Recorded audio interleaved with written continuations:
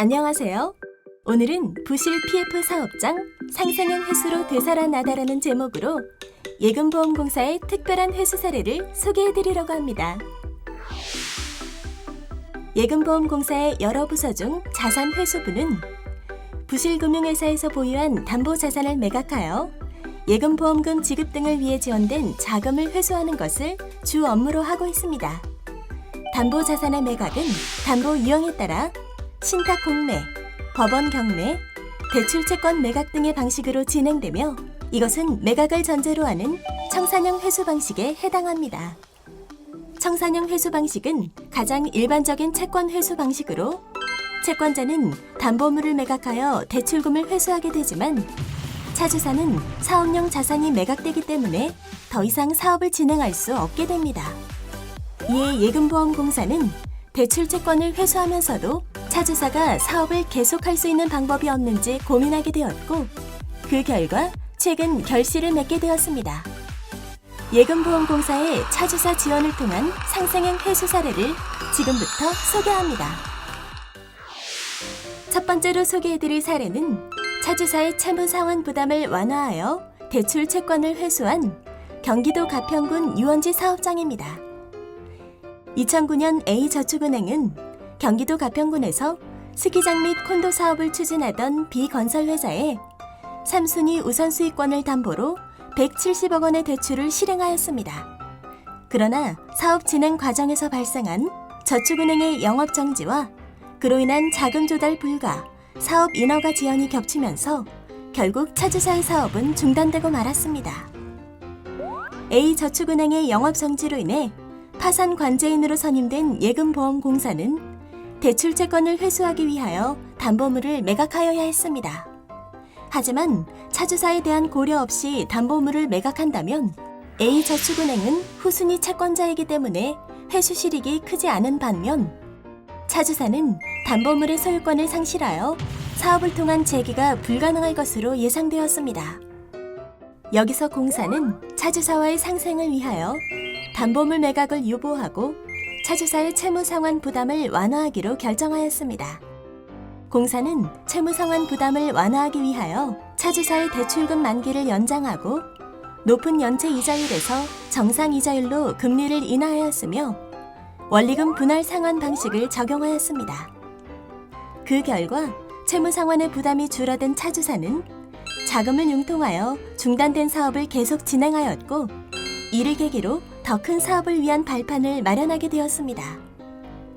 공사 또한 2012년 11월부터 2019년 3월까지 총 266억 원을 누적 회수하여 대출원리금 전액 회수라는 성과를 달성할 수 있었습니다. 담보물을 매각하는 청산형 회수 방식이 아닌 차주사를 고려한 상생형 회수 방식은 파산재단의 대출원리금 전액 회수와 차주사의 사업 정상화라는 두 가지 성과를 모두 달성할 수 있게 해주었습니다. 두 번째로 소개해드릴 사례는 특별약정 체결을 통해 차주사의 사업을 정상화하고 대출 채권을 회수한 인천아파트 사업장입니다. 2009년 C등 7개 저축은행은 인천 동춘동 아파트 사업을 위하여 D 주식회사에 총 572억 원의 대출을 실행하였습니다. 차주사는 열심히 사업을 추진하였지만 저축은행의 파산과 시공사의 워크아웃, 부동산 경기 침체가 겹치면서 결국 사업이 중단되고 말았습니다. 7개 저축은행의 파산 관제인으로 선임된 예금보험공사는 대출채권을 회수하기 위하여 담보물에 대한 신탁 공매를 진행하였지만 최종 유찰되었습니다.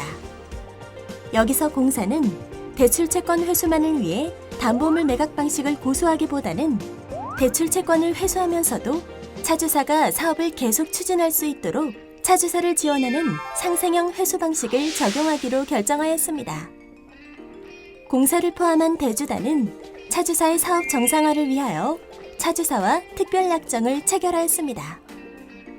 특별약정의 주요 내용을 살펴보면 담보물 매각을 보류하고 대출금 만기 연장과 대출금리 인하를 통해 채무상환 부담을 완화하며 사업 추진을 위한 신규 자금 500억 원을 투입하는 것이 있습니다.